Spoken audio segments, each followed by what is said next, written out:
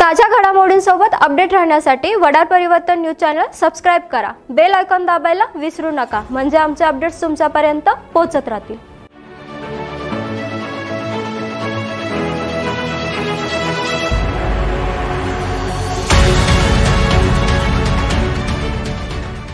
नमस्कार, वडार परिवर्तन न्यूज मध्ये आपले स्वागत आहे। मी प्रणाली। चला तर मग पाहूयात आजच्या काही ठळक घडामोडी। सांगली शहरातील वॉर्ड क्रमांक 10 मधील प्रसिद्ध असलेल्या अमराई उद्यानात STP drainage water treatment plant उभे करण्यास यापूर्वीच निसर्गप्रेमी तसेच स्थानिक नागरिक यांनी विरोध केला असताना हा विरोध झुगारून अमराई उद्यानात सदरचा प्लांट उभा करण्याचा घाट प्रशासनाकडून सुरू आहे।